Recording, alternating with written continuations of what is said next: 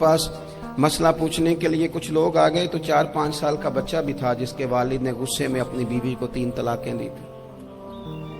तो छोटा सा बच्चा, कपड़े भी फटे पुराने, और हालत बता रही थी कि गरीबी है। तो जब मैंने मसला बताया कि 3 तलाकें हो गई हैं तो वापस जाने लगे। तो बच्चा मुझसे कहता है, देहाती आदमी, तो कहने लगा, मौलवी साहब मेरी अम्मा ते नानी कहनी असन पूछ के आई आप कि हुण असीं लहदा ही रहना है। तो उस बच्चे की नौनिहाल की वो कैफियत देखी तो मैं रो पड़ा। मैंने कहा, यार ये बच्चा बेचारा माँ बाप के होते हुए ये यतीमों जैसी जिंदगी गुजारेगा क्योंकि बाप ने तलाक दे दी। किस तरह मसाइल नहीं बताए लोगों को, तालीम से आगाही नहीं किया।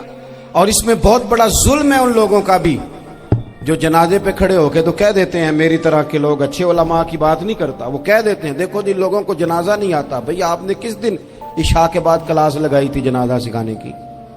ये तो आपने कह दिया लोगों को कुरान की ठीक नहीं आता। तो यहां तो बेचारी बीबियां जिनको सही पढ़ना नहीं आता वो मिशन बना लेती हैं कि मैंने इतने 100 को कुरान पाक पढ़ाना है, बेवा हो गई हूं, तलाक याफ्ता हो गई हूं, सारी जिंदगी कुरान पढ़ाऊंगी। हम क्यों ये मिशन नहीं बनाते, क्यों इस तरफ सफर नहीं करते? एक तो दीनी मालूमात में, दीनी उलूम में अपने आप को लगाएं और ज़ौक़ पैदा करें कि जो चीजें मुझे नहीं आती मैंने वो सीखनी है, जो मामलात मुझे नहीं आते मैंने उनकी तरफ सफर करना है। एक तो अपना ये मिजाज बनाएं। और जब आप दीनी उलूम सीखते हैं तो पता है कौन सा मंजर कायम होता है? मंजर वो बनता है कि हजरत अबू हुरैरा भी दीन सीखा करते थे, हजरत अब्दुल्ला इब्ने उमर भी असहाबे सुफा में रहा करते थे, हजरत अनस बिन मालिक भी रहा करते थे। और ऐसा मंजर बनता है कि हजरत सैयदा खतीजतुल कुबरा रदी अल्लाह तआला अन्हा फरमाती हैं, सैयदा फातिमा हुजूर की गोद में बैठी होती थी और नबी पाक से बातें पूछती थी और हुजूर उन्हें बता रहे होते थे। सैयदा आयशा हुजूर से दीन की बातें पूछती। चौथा हिस्सा हमारी फिका के उसूल हजरत फातिमा की, हजरत आयशा सिद्दीका की मरवियात पर मबनी है।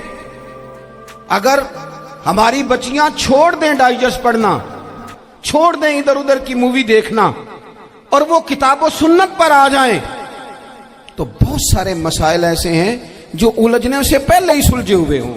दीनी तालीम का मिजाज और ज़ौक़।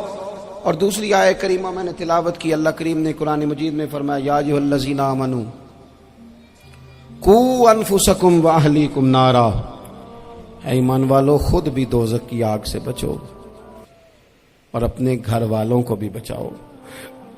ओ वालिद, वो माँ जो बच्चों को भूख से बचाने के लिए मेहनत करती है, उनको मायूसी से बहुत सारे माँ बाप ऐसे होते हैं जिनके पास कपड़े लेने के पैसे नहीं होते ईद पे। क्यों?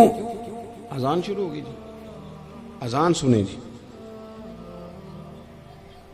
अजीज भाई, जिस तरह हम अपने बच्चों को देखें, बहुत सारे माँ बाप के पास गुंजाइश नहीं होती, लेकिन इस नीयत से कि बच्चों के दिल टूट जाएंगे, ईद पे कैसे गुजारा करेंगे, मुश्किल से भी कपड़े खरीद के देते। इस तरह हम अपने बच्चों को भूख से, प्यास से, मायूसी से बचाते हैं। इस तरह हमारे रब ने हमारे जिम्मे लगाया है कि तुम अपने बच्चों को कोशिश करो दोज़ख की आग से बचाने की। हजरत उमर फारूक रदी अल्लाह तआला अन्हु ने अर्ज किया था, या रसूल अल्लाह सल्लल्लाहु तआला अलैहि वसल्लम, इस आया करीमा का माना क्या है?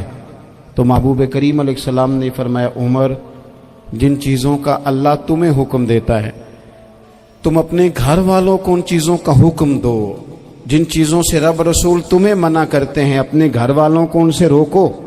अपने घर के अंदर निफाज़े दीन करने की कोशिश करो।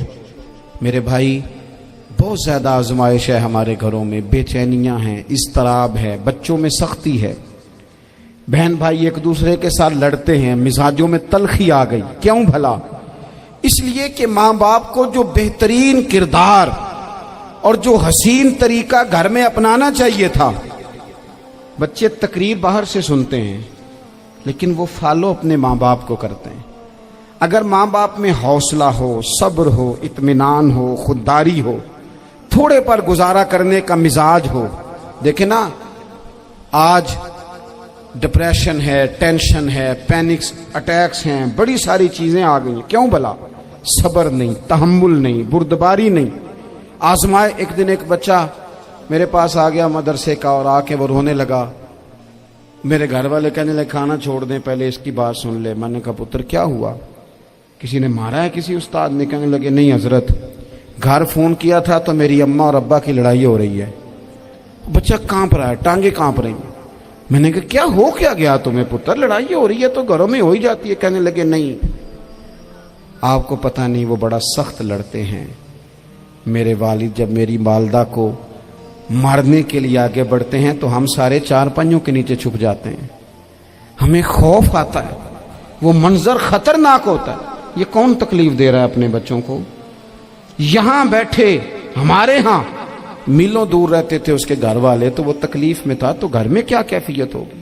اگر حوصلہ ہو, صبر ہو, قناعت ہو, اللہ کے دیے ہوئے تھوڑے رزق پر ہمیں راضی رہنا آتا ہو, ہمارے گھروں میں سکون آئے, اطمینان آئے, ہم جو زندگی بڑی خوشی خوشی گزار سکتے ہیں. ہمارے مزاجوں کا لالچ, ہماری طبیعتوں کی بے راہ روی, ہماری جھوٹی انا کا بت, ان ساری چیزوں کو ختم کر دیتا ہے.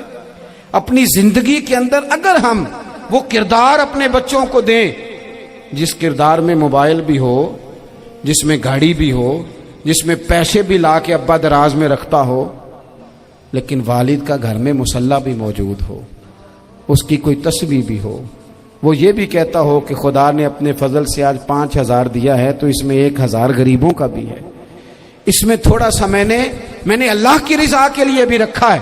اگر کوئی مشکل آ جائے تو وہ باپ اور ماں کو صبر کرتا ہوا دیکھتے ہوں.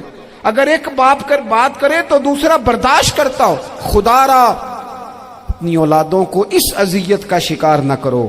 اپنے گھروں کے اندر وہ خودداری, وہ پیار, وہ وقار, وہ محبت, وہ انداز. آپ تھکے ہوئے ہیں کوئی شک نہیں, آپ بہت سارے مسائل کا باہر شکار ہوں گے کوئی شک نہیں, لیکن آپ باہر سے تھک کے آئے ہیں. اور اگر آپ باہر اپنی فیکٹری کے مالک ہیں اور دفتر کے بڑے ہیں تو گھر میں بھی تو آپ بڑے ہیں نا.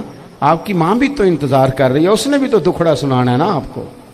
آپ یہ دیکھیے کہ آپ کے بچے بھی تو انتظار کر رہے ہیں, وہ چاہتے ہیں کہ ابا آ کے بیٹھے تو ہم ان کے سینے پہ چڑھ کے تھوڑا کھیلیں. آپ کی اہلیہ منتظر ہیں.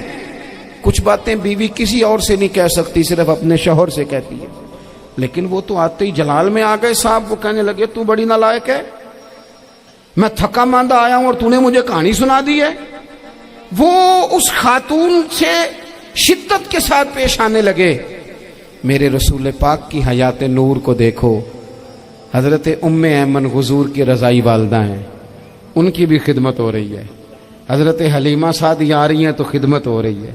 حضرت عباس حضور کے چچا ہیں تو کریم فرماتے ہیں میرے چچا ہیں باپ کی جگہ پہ. حضور دوست احباب صحابہ غلاموں سب کے ساتھ پیار کر رہے ہیں. 9 ازواج مطہرات ہیں گھر کے اندر, اور کیفیت یہ ہے کہ حضور صرف ان کی ضرورتوں کا ہی خیال نہیں کرتے, خواہشات کا ہی خیال نہیں کرتے, بلکہ میرے کریم کا طریقہ یہ ہے کہ کوئی بندہ آج بول کیا رہا ہے, وہ کہاں کھڑا ہے آج, اس کے جملے کس طرح کے ہیں, اس کا لہجہ کس طرح کا ہو گیا ہے اور اسے ٹھیک کیسے کرنا ہے. محبوب اس کا خیال فرماتے, توجہ کرتے. میں کہتا ہوں کہ ہم سب کو شوق آیا ہے آرام کرنے کا. میں صبح 11 بجے سے پہلے اپنے گھر سے نکل آیا تھا, اور یہ وقت آ گیا ہے اور رات کو خدا جانے کس وقت گھر پہنچنا ہے. کئی دفعہ کیفیت یہ ہوتی ہے کہ گاڑی سے اترتے ہیں تو پھر دل کرتا ہے کہ کوئی اٹھا کے چلائے نہ کبھی. اس کے باوجود بہت سارے لوگ ناراض رہتے ہیں کہ ہم سے مل کے نہیں گئے, فوٹو نہیں کھنچوا کے گئے, فلانی جگہ چائے نہیں پی کے گئے. یہ تسلسل ہے. لیکن میں جتنا مرضی تھکا ماندہ گھر جاؤں گا نا, کبھی ایسا نہیں ہوا کہ میں گھر جاؤں تو بڑی ٹینشن میں جاؤں. میری گھر والی ایک دن مجھ سے کہنے لگی آپ نے کبھی نہیں کہا کہ میں تھکا ہوا آیا. بندہ تھک بھی تو جاتا ہی ہے نا, کبھی کہاں کرے نا.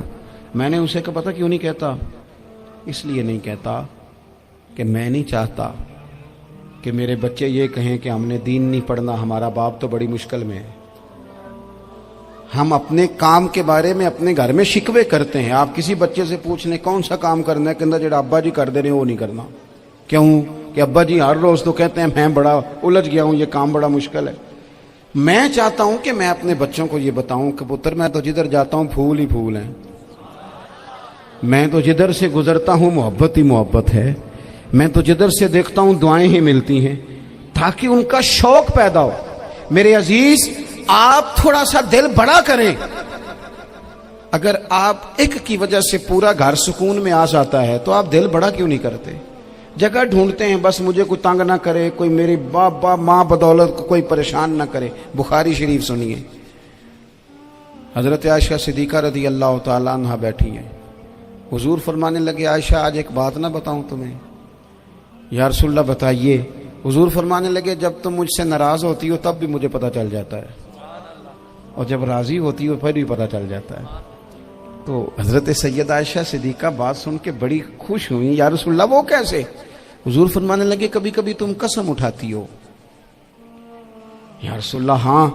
فرمایا جب ہوتی ہو نا راضی، خوش، تو پھر کہتی ہو مجھے رب محمد کی قسم صلی اللہ علیہ وسلم، پھر تم میرے نام کے ساتھ رب کریم کا نام ملا کے قسم اٹھاتی ہو، رب محمد کی قسم۔ یا رسول اللہ بالکل ایسے ہی ہے۔ اور فرمایا جب تمہارے دل میں کوئی بات ہوتی ہے نا تو پھر تم کہتی ہو مجھے رب ابراہیم علیہ السلام کی قسم، پھر تم رب محمد نہیں کہتی۔ یہ بخاری مسلم میں موجود ہے۔ حضرت عائشہ صدیقہ نے تو بات سنی تو کھل گئی طبیعت، کہنے لگی کریم صدقے جاؤں، یہاں تک خیال فرماتے ہو؟ کس کے جملے کہاں پہنچ گئے، یہاں تک خیال ہے؟ فرمایا مجھے پتہ چل جاتا ہے کہ تمہاری کیفیت کیا ہے، کہاں کھڑی ہو۔ اور بھئی ہم تو اپنی ماں کا بھی خیال نہیں رکھتے۔